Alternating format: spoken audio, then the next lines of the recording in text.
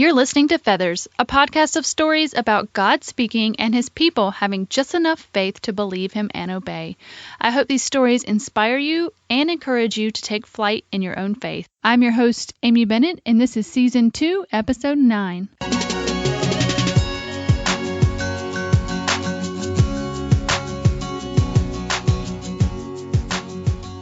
Well, hey guys, and welcome to this episode of Feathers. You have a treat in store for you today.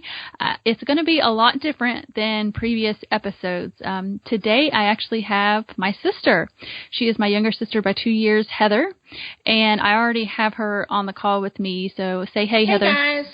We actually have been pretty much set up by our mom to do today's episode, but no, I am so excited for you guys to hear Heather's story because actually her story is one of the ones I look back at and I think about faith and obedience, and I can know beyond a shadow of a doubt that God is at work through our obedience to him.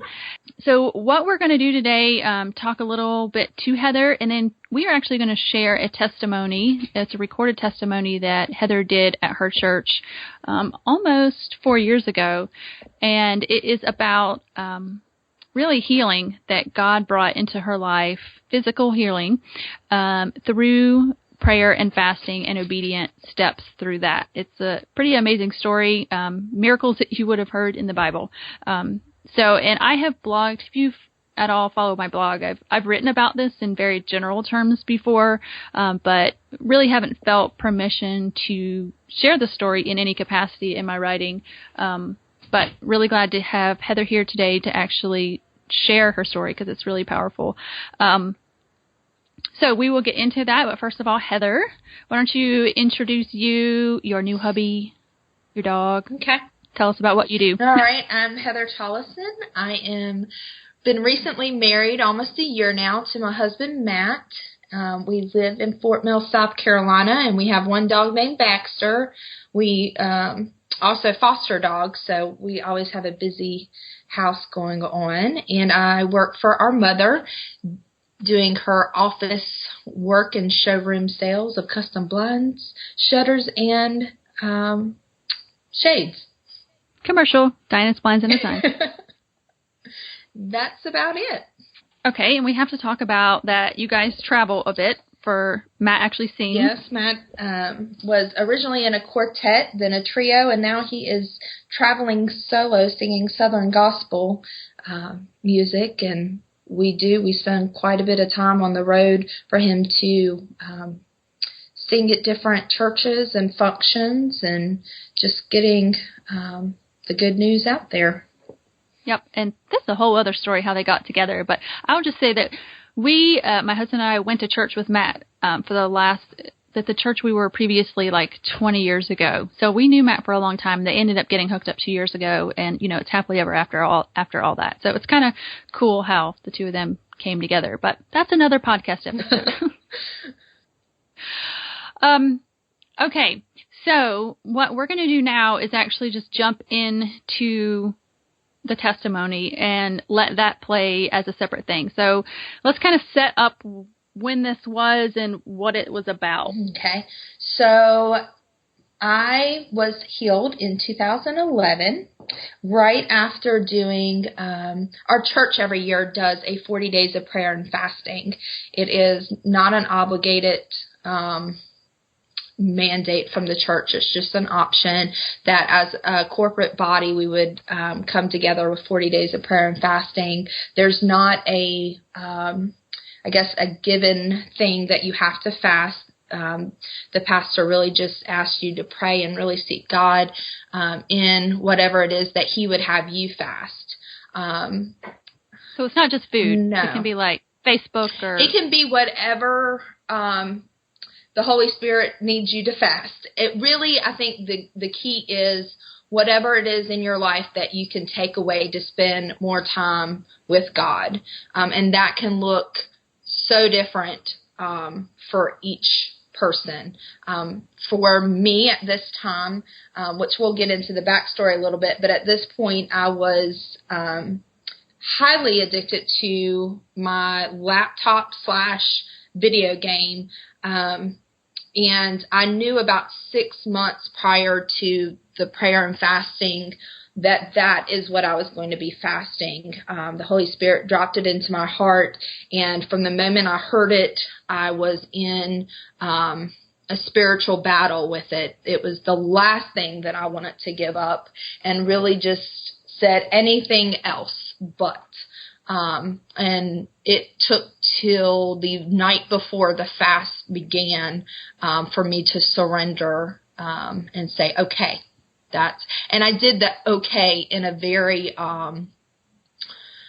how should we say, not the best attitude. It was just more of honestly just hearing the Holy Spirit being very persistent, and kind of like I think of it like your parents telling you to do something over and over and over, and you finally just do it just because you're tired of hearing your parent tell you to do it. Not out of, oh, let me do this so I can, make my parent happy.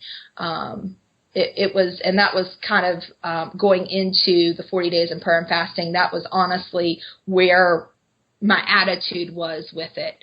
And you'll hear on the audio how, into the fast, God really changed my heart and the attitude of my heart with the fast. All right. Well, let's just go ahead and let the listeners listen to that testimony. It will be, I think it's about a 10-minute testimony. I actually have been sick kind of from the get-go. I was diagnosed. It took me to the age of 20. I'm now 31, but at the age of 20 to finally get diagnosed with a sleeping disorder. I had idiopathic hypersomnia, which basically means we don't know why, but you have to sleep all the time. They diagnosed me with that, and then basically there was nothing, they really didn't know why, so they just gave me a pill to take to keep me awake during the day, because I literally wanted to sleep all of the time. Mom will tell you she noticed it from a really young age. I have an older sister, and just the comparison of sending the kids out to play and me coming back saying, "Mommy, I'm tired," and it just progressed to get worse. They a lot of times would say it was just the allergies that I had, being sick with allergies. Oh, she's sick, that's why she's tired. So again, after 3 sleep tests in the hospital, they finally diagnosed me. I can say, being raised in the church and in a Pentecostal church, I've been in the healing line more times than I can count. You go every time.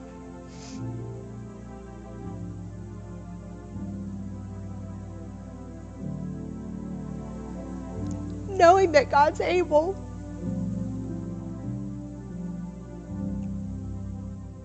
But so many times you go home and you deal with the same stuff every day.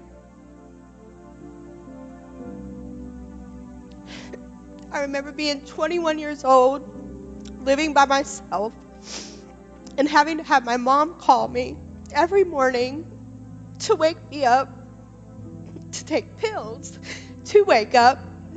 That's interesting. And wanting to be independent and being so bound. And there was nothing I could do. So I lost hope for a while. I didn't want to do anything. I ended up getting addicted to a video game. I'd spend my day at work and then come home and play a video game. At least in the video game, I accomplished a lot of stuff and felt good. And then I remember one Sunday, another prayer healing line, and I remember getting slain in the spirit at that spot there. And God telling me, "I'm going to heal you." And I remember talking back to God going, "What?" He said, "I'm going to heal you." And he said, "Now get up and go tell your parents." I'm a second child, so of course I had to talk back. I said, "I don't want to go tell them." He said, if you're not willing to get up and go tell your parents, I can't heal you because I need you to tell people that I healed you. So needless to say, my toes were stepped on. And I got up and I told him, and I said, God said he's going to heal me. And I went home that Sunday, and I didn't know when. And that's a hard thing, because you don't know if he's going to heal you when you get to heaven, or if you're going to get healed here on earth and experience it. Time went on, and I remember about 6 months before last year's 40 days of prayer and fasting, God telling me, you're going to be fasting your video game and your laptop. And at that point in my life, that was my life. And I literally said no. I said, no, I'm not doing that. I tried to convince myself that it wasn't that bad. It's just a video game. He knew better, though. I literally fought with him in my head. Literally to the day before the 40 days of prayer and fasting. And I finally threw up my hands and said, fine, I'll do it. I don't know if y'all know anything about God, but he doesn't really quit when he tells you to do something. At least he does to me. Completely convicted about it, and I literally just did it just because I want in my heart wanting to please God, but it was not something I wanted to do. But I wanted to be obedient, so that's what I did. Luckily, which I don't really feel like it was luck, my computer needed maintenance, and I actually sent my computer away. For the first 20 days of that fast, my computer was in another state. Thank you, Jesus. I literally have, and I mean this in all sincerity, I literally have an appreciation for drug addicted people. I literally was so addicted, I had physical pain. And I was so ashamed that I could be so addicted to something so stupid. And I was so focused in that 40 days about not having that computer and not having that game. That's all I could think about.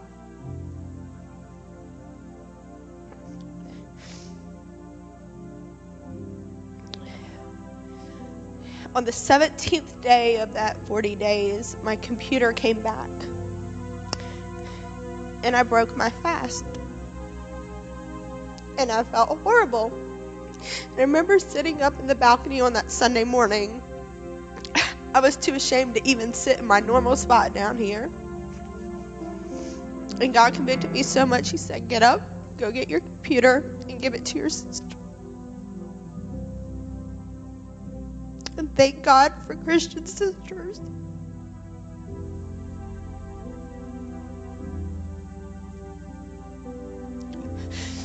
And I'm sorry I cried everything. But I gave her the computer, and with not having to explain it, she took it. And I have to say, from that day, God changed my heart, because I was no longer doing this begrudgingly. I said, God, I want to change. I need to change. And I was now doing it out of obedience versus doing it begrudgingly. And in that next 20 days, God was just a miracle worker. He ended up laying on my sister's heart. She had become aware of the Daniel fast and knew that she could do it. Well, God spoke to her and said, you're to do it for your sister. He revealed, he gave her 2 different dreams about needing to actively do something for me. My mother ended up in the altar just begging God for a change in my life.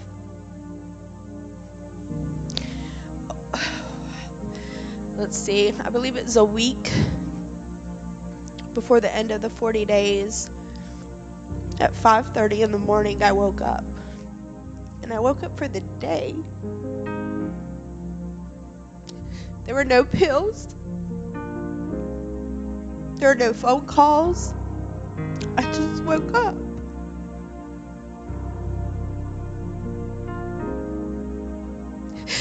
stayed awake. I didn't even go to sleep till about 12 o'clock the next night.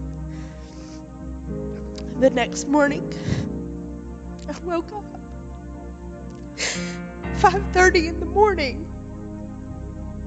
And literally for a week's time, every day, we talk about it. We're like, what are we going to do? It had been it'd been my whole life. What was this? We were so confused. But it was like I guess I'm going to wake up. So it finally, I was still taking some pills, and then 2 days before the 40 days, I was down to one pill. And I was so tired that Saturday. I woke up Sunday morning, the 40th day, and I was just like, oh, I'm just going to have to take the pills. I'm just so exhausted. And I heard God's voice said, no more pills. And of course, being that second child, are you sure? Don't take any pills. Are you sure? I think I should take one. No pills. Well, if I get in trouble with Mom when she yells at me when you call because I haven't taken any pills, it's on you, God. You're going to have to deal with her. No pills. So I didn't take any. Mom calls. So, Mom, I don't think I'm supposed to take any pills. Don't you dare take a pill. So I got Mom's approval there. Thank goodness. But it has been 351 days today since I've had a pill.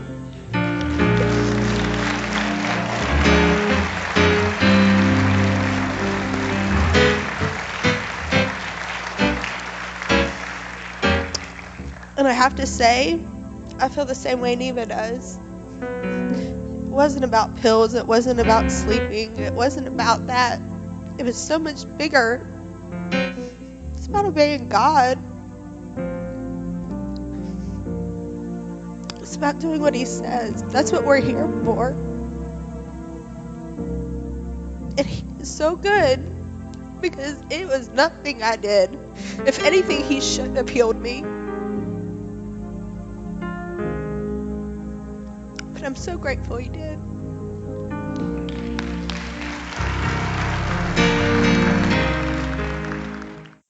All right, so Heather, that was super powerful, and I'm so thankful that God really did physically heal you. Here we are, almost 5 years later, after the healing, and what do you think about that as you think about, you hear yourself with that testimony? I'm still humbled. It makes me weep, honestly, when I really just sit down and really just think what God has done in my life. It's to know where I was, even at the time of the testimony, just how God has redeemed my life in a way that is so far beyond anything that I could have begun to imagine.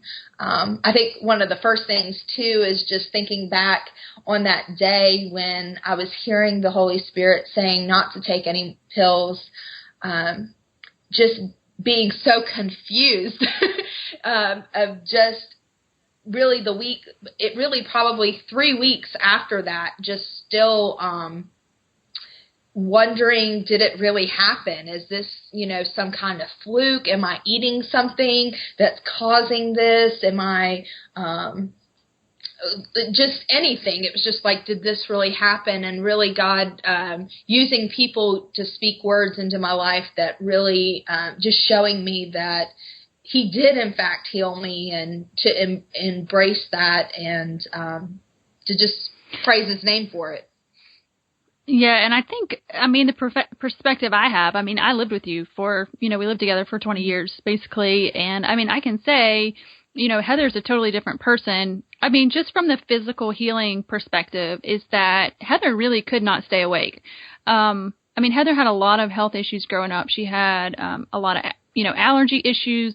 The doctors had told, I think she said in her testimony, the doctors had said she was tired from her allergy issues.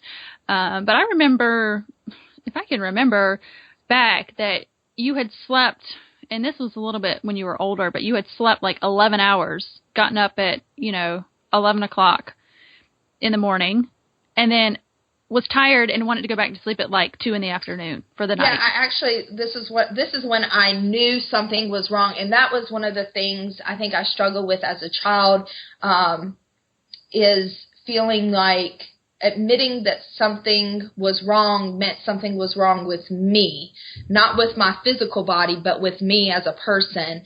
And I had purchased my first home when I was 19. It wasn't that I was a slacker per se. I had purchased my first home. I was living on my own, and I had gotten off work. I lived for Friday afternoon because I'd get off work and I would go home and I'd get straight in bed. And I fell asleep after work. I ended up sleeping through the night. I ended up getting up probably sometime in a normal hour on Saturday, like, I don't know, 7 or 8 in the morning. And honestly, by lunchtime, I was ready to go back to sleep. And I just remember being at work and telling my coworkers, I'm like, oh man, I'm just so tired. I'm so tired. And they would ask me what my weekend plans were. And I'm like, to sleep. That's what my plans are, to sleep. That's what I want to do. And just really starting to see how abnormal my life was in comparison to others that were my age. Well, I think it's important to talk about, and you brought this up, is that you were pretty functional as an adult. I mean, like, I remember even though you were tired, like, you had friends and you went to the beach with friends, and I mean, you were tired a lot, but mostly you had a normal childhood. We all went to church together. You went to college. You went off to college on your own. You purchased your first home. I mean, like, in general, yes, you were a functional adult. Absolutely. But you just had this sleep thing going on kind of on the outskirts whenever you could. Literally anytime my schedule stopped, I stopped. If I had plans, I would make plans, but even Mom will attest to this, like, even when we were on vacation and wanting to go out and shop or going to go see whatever exhibit or whatever, getting there and then complaining the entire time I was there just how exhausted I was.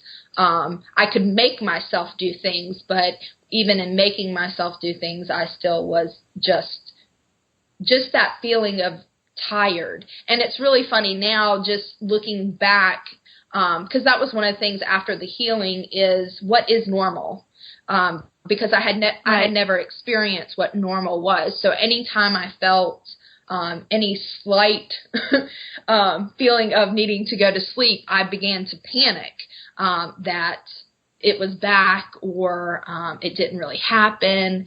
And God really showing me, like, 5 years later, I now know that I'm not a morning person, that it is hard for me to get up just in general. And it's like that for a lot of people. A lot of people are not morning people, and that's okay. What is different now is that even though I'm not a morning person, I can literally go a day without taking a nap in the middle of the day. I can, make it through work and not come home and go to sleep. And I'm not saying that there are not times where, I haven't been getting enough rest that I need to catch up on some sleep. That happens, but it's just well, that's normal. It's just, and finding that normal was a little bit of a process, that, it was just that, a process, and, seeing what my new normal was. And it's really, it's just really cool to look back and see how different it is. I was on my way to a haircut this morning. I had an appointment at 8:30 this morning. I don't know why I said yes, other than I was desperate for a haircut. That's actually earlier than I have to be up for my regular job.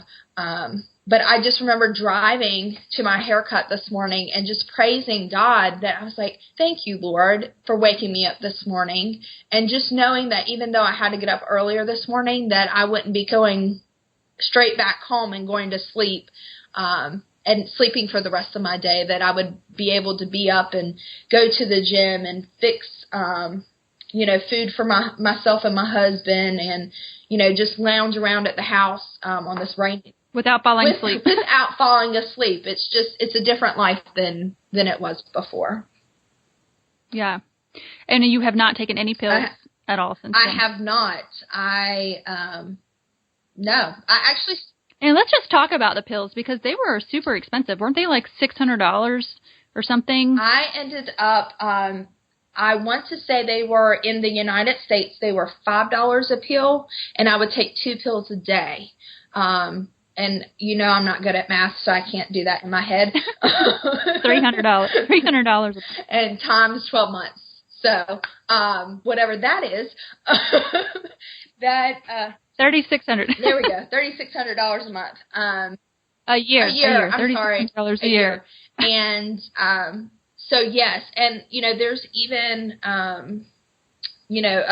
we had talked about this before too, kind of, I guess, transitioning to, at that point in my life, I was in financial ruins, very, very much into debt. And I guess maybe we should backtrack a little bit more too. Yeah. So you couldn't, it was just miraculous just because that was such a burden at the time for you to be able to even afford these, and then take them. And then now just miraculously, you don't have to take them anymore. And it's been nearly 5 years. And so it's just like, it was like more than a physical blessing. It really was even a financial blessing. Absolutely. I remember my my tax return every year was used to pay for my pills for the year, because I didn't have insurance at the time either. So, yes. Yeah. So, so let's backtrack a little bit, because I think the part that you didn't really talk about, and that I think really has the spiritual, of course it was spiritual that God healed you, but the spiritual aspect about the video game addiction, and kind of what led up to that, and then, kind of your healing process. Yeah, let's kind of from that face that. So let's back up maybe even to childhood, I think is where we decided. Yeah, we're going to kind of just do a timeline here, because it all kind of intertwines where you can really see God moving. Now, while you're going through this, was I seeing God moving? Not necessarily, but when you look back, it's like, yes, he had a plan and a purpose. As a child, like we talked about, I was extremely sick. Mom noticed very early that in comparison to your health, my health was lacking, and had me in and out of doctors my entire childhood. I began gaining weight at a rapid speed, about I remember, I was thinking about it today. I think even at 10 or 11, you were doing Weight Watchers. Yes. I remember the first plan that we did. It was Form You Fast. Mom would take me down to Rock Hill, and I would have to bring these different lunches to middle school. And I just remember that let me just say this. Mom did the best that she could. Absolutely. Our mom is a rock star. Amen. And, but just her just trying to help me, the devil just really twisted it in my head. And I just felt like something was wrong with me. And that started that grain of deception just grew. And that was really an insecurity. Yes. It was an insecurity that, as I went into my teenage years, and boys came around, that led me down some paths that I'm not proud of, but they happened, and I made a lot of wrong decisions, bad decisions. I remember, and on top of that, with the sleeping disorder, there was a lot of insecurities I had with that. So when I did have a boy seem interested, it was like, ooh, there is somebody that likes me. And instead of looking at it as, is he good for me? Is this what God wants? It was all about filling that insecurity and that void in my life. When I was 21, I did meet someone, and immediately upon meeting them, I felt the Holy Spirit speak to me and say no. And this, I think, for me was one of those choices that really redefined where I was going. I, in disobedience, began a relationship with him and stayed in a relationship with him for 8 years. In that, was I going to church? Yes. Was I going to Sunday school? Yes. Was I really letting God work in my life? No. Because every time I went there, the first thing I would hear was to break up with this person. And I didn't want to hear that. I didn't want to let go of that. I didn't trust that if I were to let go, that he would bring me something far more than I even knew I needed. Yeah, so I mean, I think this is the point where everything just became a mess, because you have the sleep stuff going on, and you're sleeping a lot. Mm-hmm. You're had this bad relationship. Your weight is really, in health, is kind of going downhill. Like, weren't you pre-diabetic or something? Yes, and this was also when the financial ruin began. Right. Literally, any area of my life was in shambles at this point. And I remember having just this moment with God, and him saying to me, I can't do anything unless you break up with him. And it was just a simple choice. It was, you can stay with him and you can have it your way, or you can choose choose me and choose the best and trust me. And it made my decision so easy, because at that point I had nothing to lose. I felt like everything was so messed up anyway. It was like, what else do I have to lose? And I guess there's points where he was the only thing I had left. But at that point, it's just, I just wanted God at that point. I just needed God. So you got to a point, but after the 8 years, you got to a point where you could finally let go. Yes. But it took 8 years to get there. It did. I'm a second child and a little hard-headed. It did. It took me doing it my way and 100% my way to go, oh, okay. And so that was really the beginning of, okay, well, so in essence, I did break up with him, and that was very hard on me as it was him. I think it was really hard on me because I felt like it was such a blindsided thing for him, and he didn't understand where I was coming from. And so, which was a whole other thing, being unequally yoked, I think is so important to realize that, Because so he would have said, like, he's a Christian, right? I mean, would he? I don't know. Yeah, absolutely. He would profess to be a Christian. However, I would say the fruits of the Spirit weren't necessarily evident in his life. But yes, we were not on the same as far as. It was just that he just really didn't. I mean, I really do not want to judge him at all. No, on this thing. But I mean, he was one of the nicest guys. Yes. I mean, honestly, like, our family loved him, but it just wasn't that he was letting God lead his life in the same ways that you desire. Yes. And there you go. And to this day, I have nothing but, I mean, he's a beautiful person. He is. I knew at that point that even with a beautiful, and I think that's why I stayed with him so long, is I did see the beauty in him. It's just when it comes to a relationship, there is, and I see that now being married, there is just so much more than just someone being a nice person. It's just far more complicated than that. So anyway, so at this. So breaking up, I think, was really. It was. I mean, just to backtrack, it was like your first step of obedience into this redemption story that you have. Absolutely. So at that point, though, I have to say I was in a very dark place after breaking up with him because I had so much guilt. I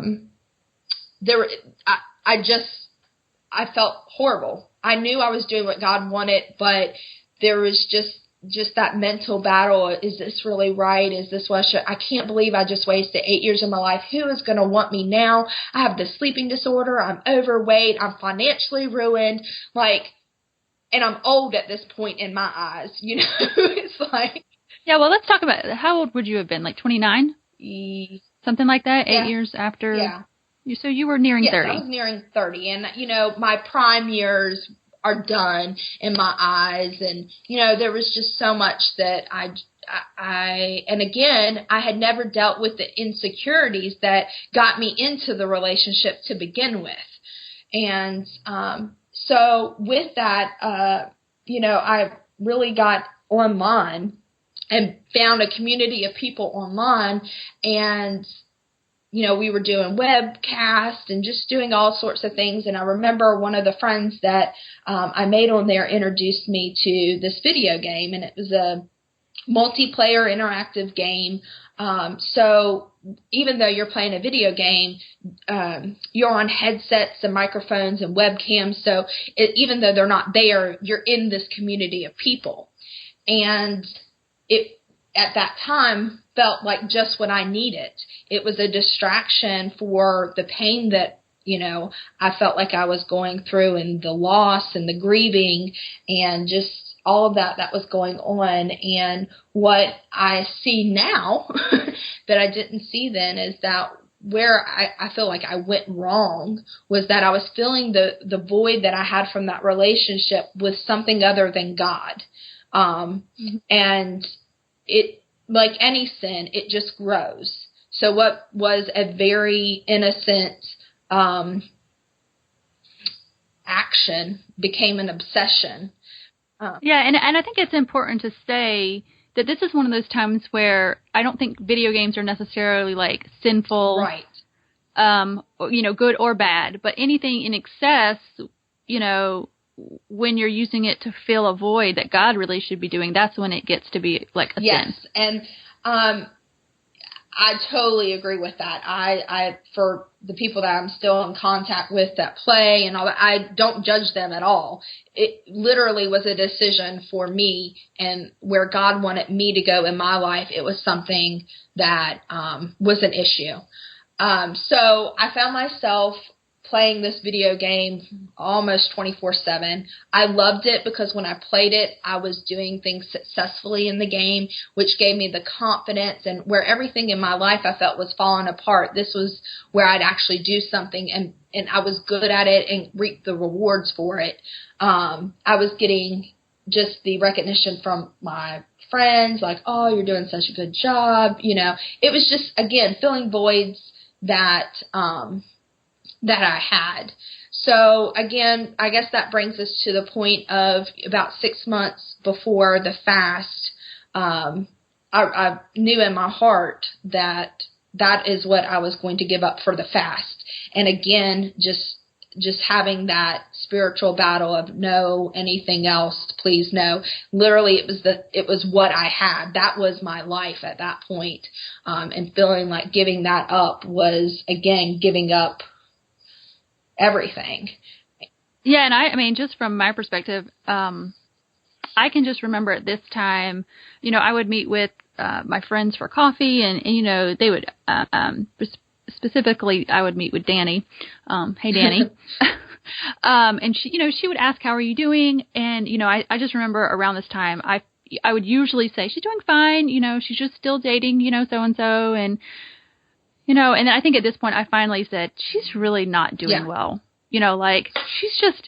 Her health is bad. She's playing games all the time. Her, her finances are not good. She's sleeping it just was not good. And I think the pinnacle of this is the November before.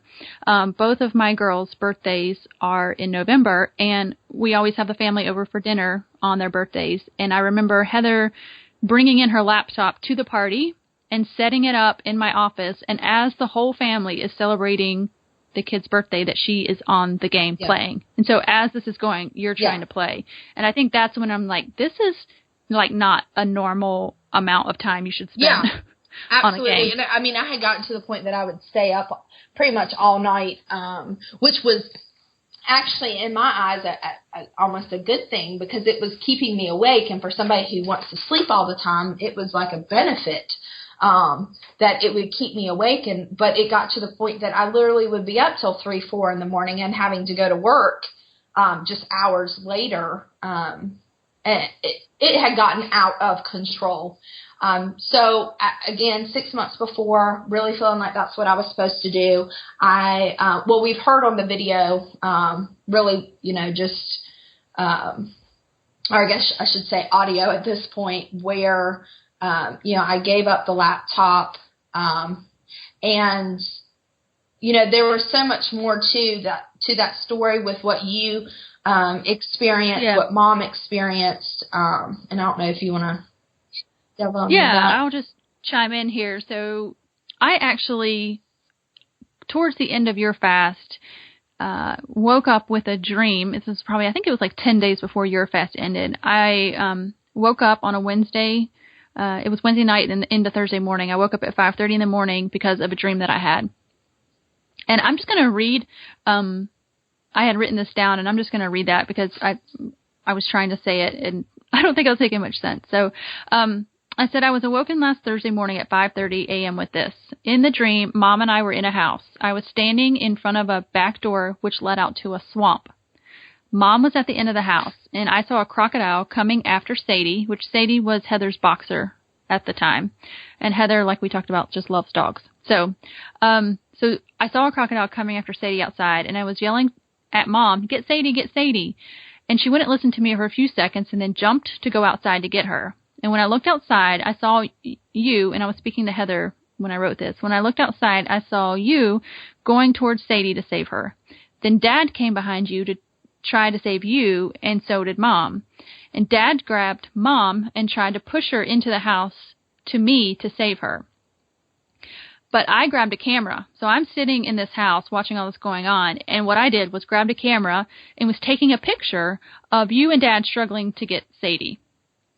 And so that was the dream. And I don't think this happens all the time, but I do believe that God does speak through dreams sometimes, and really felt like this was a dream from God. And when I woke up, he kind of gave me the meaning of it, sort of like when Jesus used to talk about parables and then would explain himself. So this was kind of a dream. It was like a metaphor. And in the dream, the crocodile was Satan. And Sadie was not Sadie, the actual Sadie, but your heart, Heather's heart, like all the things that she loved. It was just a representation of the things that she loved. And what the dream meant was that Heather was willing to sacrifice herself for all the things that she loved to Satan. And our parents were trying to save Heather, but I had been on the outskirts, kind of just letting them handle the whole thing. And I think that's pretty much true through our life, is that, it was a lot of the health issues. As a child, I really couldn't do anything about that. And then as Heather grew, I was kind of going on with my life, and it was just always that, the financial stuff Mom and Dad helped with. So I was kind of always on the outskirts of kind of Heather's issues. And what the dream told me was that it was time for me to do something. And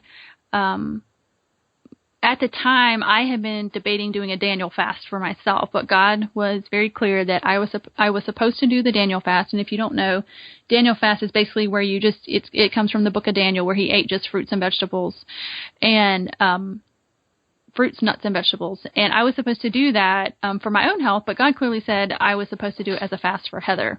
And that was my thing to do. And so if you don't think that, prayer and fasting are actually things to do, and very active. And so I started that right away on that Thursday of the fast. And then when we think about the testimony, Heather woke up on her own for the first time at 5:30 that Saturday. So it was like 2 days later, she basically woke up, and I continued with the fast through the whole next week. And every day Heather would wake up, we were like, what is going on right now? Like, is this for real? Like, the fast wasn't even over. So we didn't really even know at that time. It was very confusing. Like, is this just going to be, what she did for 10 days? Is this going to be forever? We didn't know. But so we all continued fasting. I want to butt in there too. One of the two things that stuck out to me. One, that God was waking us up at the same time. How random was 5:30 for both of us to wake up, which we know God isn't random at all. Secondly, I was still taking my pill. Even though I was waking up early, I was still taking medicine at this point. So as far as even though it felt like things were different, it's like to me, I don't feel like the actual healing took place until that day he said no more medicine. And that's really when, that was the Sunday that when you finished the 40 days. Yes. So the Saturday, the night before Heather's fast ended, I felt like God released me from my fast and that he had a message for me to give to Heather. And that was, and what I felt like God was wanting to say to Heather. The other thing, too, I didn't even talk about was the Tuesday during my fast. I really felt led. I had the laptop. If you remember, I had the laptop at this time. And I really felt led to actually pray over the laptop, which that sounds like so kind of corny. But I really did. It was in my daughter's room, and actually it was in my room at the time. And I just knelt down and actually put my hand on the laptop. And guys, I've not had this experience since then, but I had like just this overwhelming sense of evil from the laptop. And it sounds so weird, but it did. And I just cried. I was just crying and I was praying and I just prayed over that. And so then comes the weekend, Saturday night before the prayer and fasting ended. And I sent an email to Heather, and this is the things that I've seen was this. I said, this is an email that I sent to Heather. It says, Satan is here to kill, steal, and destroy. You are God's child, but he is stealing your time from God with your game. I feel that it is a stronghold in your life, and I prayed over your laptop on Tuesday afternoon. I cannot explain what I felt when I touched your laptop. Something came over me. But later that day, I feel that God said, you are released from that stronghold if you want to be. He will never force you to choose him, but if you want to walk away, you can. You are released. It is your choice, and you must be the one to do that. And so I don't think you had a whole lot to say at the time from that. So you got that kind of message because we talked about the healing. The physical healing we knew was going to happen. At the time we didn't know, but we know now that the physical healing was going to happen the next day. But we also had this video game addiction. And you didn't really talk about in your testimony kind of how that unfolded. So can you talk about maybe from like the end of the fast and you're getting this message, what happened with the video game addiction? Yeah, so all of this, I guess, is being, soaked in for me. I have this message, from my sister. My mom was fasting. I was, again, for the first 3 weeks of the healing, trying to figure out what was going on. I was scared to death to even, touch my computer, and the fact that, all of this would disappear, if you will. I remember we were even laughing, you were like, I wonder if I should stop my fast or if I just need to keep eating this way.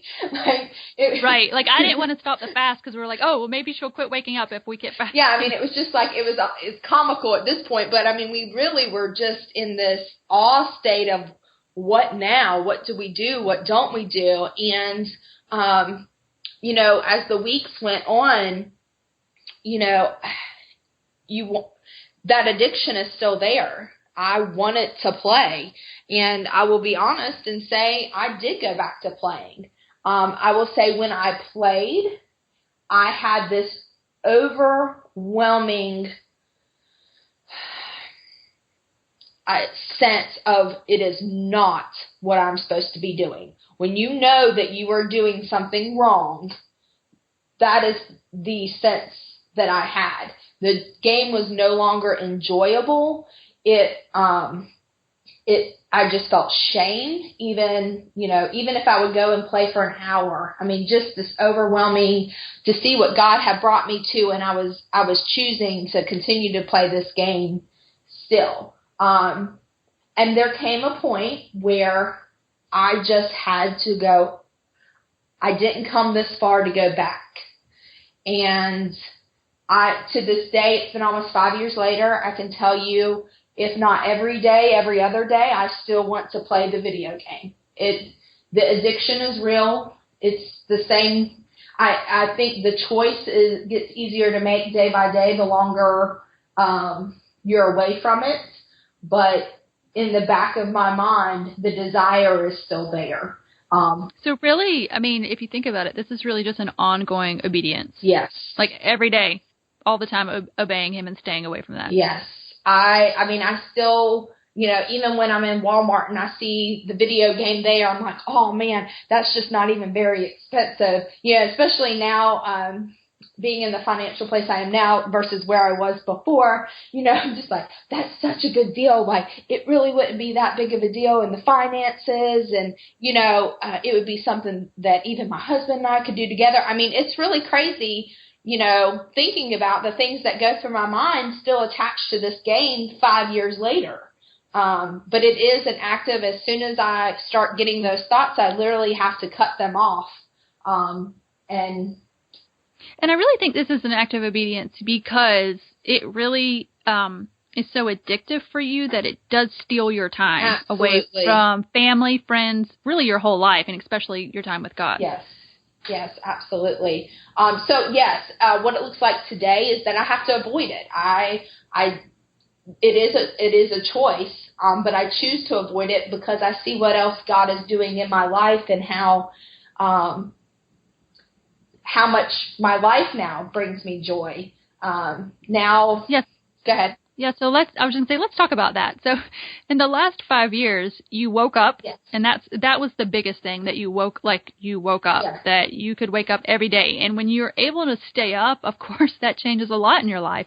So pretty much every area that we talked about earlier that you were struggling with has been totally reversed. So why don't you talk about that? Yes, so it started with the simple obedience of the video game, and then with the healing brought doors just being flung open as far as just being able to exercise, not being exhausted that, I couldn't physically exercise. So, which is now an act of obedience for me. It is very important to me now that I am capable to make that time and effort to eat properly and to exercise.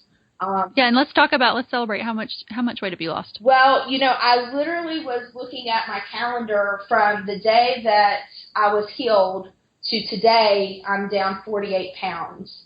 Woo. Yeah, which is amazing, which was not the highest number in my calendar. I think overall I've lost around 60 pounds. Wow. But just to give you from the day of the healing to what I weighed this morning, it's been 48 pounds, which is life-changing in and of itself. Mm-hmm. Right. So physical healing, the relationship, I will say, I even after the healing, I struggled with relationships, just trying to, again, fill voids, and God was so faithful through that process. I mean, I made so many mistakes. And yet my heart's desire was to want what God wanted for me. And 2 years ago, my husband and I had a mutual friend who woke up one morning and God had placed it on her heart to try to set us up. And I just thought that was so fitting in our story that that would be how it would play out. Well, and I think it's important to talk about that you really, from my perspective, that you had healed relationally mm-hmm. before you even met him, though. Yes. I think that point where you had gotten to the point where you weren't willing to settle in your life, that you really wanted what God wanted for you. It went from one side to the other. I do have an extreme personality. We went from literally taking crumbs from the bread, to I prayed so hard. I remember when I met Matt, I just remember praying, I don't want this if this is not what you want. And I was so concerned that any relationship would infringe upon the relationship I had built at that point with God. I was so scared at that point that I literally had words given to me of, he can do more with you together than he can do with you apart. And that in and of itself, I said, okay, God, if you can do it more with us together than you can do with us separate, then I'm okay. And that is when I knew I could move forward in the relationship with my husband and, surrender my life under his umbrella, if you will. Mm-hmm. Yeah. But it was, I had grown so much, and it had singleness really can be a dark time, and it can also be a sweet season. I actually mourned this, it sounds funny now, but I mourned that season of singleness when Matt and I did meet, that I had just gotten to this place that was so sweet. And I have to say, being married, it got sweeter. when you do it God's way, it gets sweeter. It doesn't go south. So right. So yes, relationally, God really healed me of a lot of hurt and insecurities and all that before meeting Matt. Once I met Matt, I had fully emotionally had healed, physically had healed. Financially, you were even on the way. Well, and that's even meeting Matt, the way that our dating time, we actually attended Dave Ramsey Financial Peace University. Yeah. That is how we dated. And just, bringing us financially into a wonderful place versus the ruins that were there. So it really just, even when I face trials now, it's like God brings me back and showing me what we've gone through together and how he is faithful. And when you can't, it's easy looking back and seeing God in it. But when you're going through it, it's painful and it's hard and it doesn't make sense. And you really do just have to stand on the promises that he gives us, and that when you are obeying, he is faithful. And I have to say, when you disobey, there are consequences. It's so easy to disobey, and, sometimes you feel like nothing, you didn't get any consequences. But I promise you there are consequences to our choices. Yeah, and I want to be really careful here when we talk about disobedience, because clearly Heather's, story where she was disobedient had bad consequences. But I want to be clear that we're not suggesting that her disobedience was tied to her physical sickness, that for some reason that she was being disobedient, so that's why she was sick. But on the flip side of that, I think it's very fair to say that healing can come from obedience. I mean, if you think about in the Bible where it talks about the woman with the issue of blood, and that she was healed when she touched him, and the paralytic with the mat, he had to get up and walk to be obedient. And Heather, had to take steps of obedience in her healing. One part that we didn't talk about that I think was just in the testimony is where she really had to go tell my parents that God was going to heal her. So I think it's fair to say that healing requires obedience. Maybe not always. But in this story and in a lot of stories in the Bible, it does. Yes. Yeah. So it's been a journey, but it's been a beautiful one. And, I'm just, again, so thankful to see the physical healing. That was something for me to really show that the God that was God in the Bible is still the God today. That it's not just old stories, and healings like that don't just happen back then, that they're possible today. Yeah, and I think I don't want to not talk about how Mom just prayed for so many years. I mean, it wasn't just this one thing. I mean, prayer for many, many years that she would be healed physically. So there's a lesson to be learned about faithfulness in prayer and believing that God can do it, even if you don't see him doing it right away. Yes. Yes. Prayers of a parent. Thankful for. Yep. All right. Well, thanks so much for sharing, Heather. You're welcome. Yep. So if people want to connect with you at all, what is a good way for them to connect with you? I guess on Facebook would probably be my most... Yeah, Heather's a good Facebooker. Yeah. Heather Tollison. And you want to, I don't know if you want to share your email or what. I can link that in the show notes. Because people might have questions or just want to reach out to you. She did have a blog several years ago. She needs to get one. She obviously has a lot to share. God's working on me. You know that thing of where he tells you something and you need to be obedient? He's always doing that, isn't he? He's always doing that.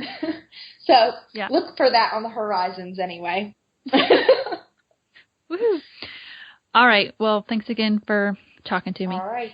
Well, guys, I hope you enjoyed that interview with my sister, Heather. You can see why I am so passionate about people responding to God in faithful obedience. It's not just my life where I've seen God be faithful to me and in the ways that he's worked in my life, but also in my sister's life, and just see how he just totally radically transformed her life just by her being obedient, laying down the desires of her heart and the things that she really wanted to be obedient to God and the plans that he had for her.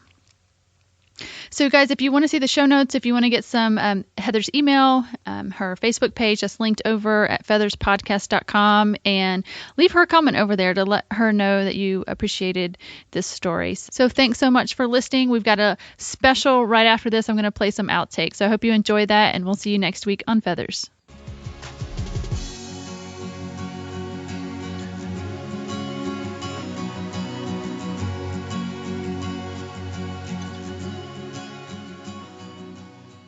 Okay, this is weird. Yep.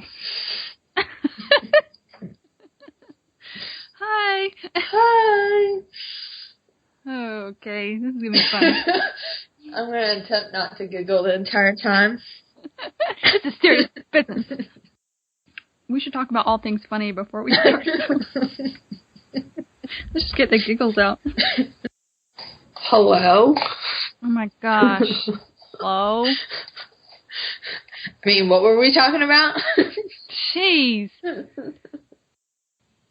Okay. Now we have an awkward transition. Yeah. And I'm trying to even remember the testimony, to be quite honest. I'm like, oh, what'd I say? Yeah. Okay, so I'll just try to bring us back in. And I feel like I'm sounding super cheesy. Maybe, but I have a podcast voice too. It's okay.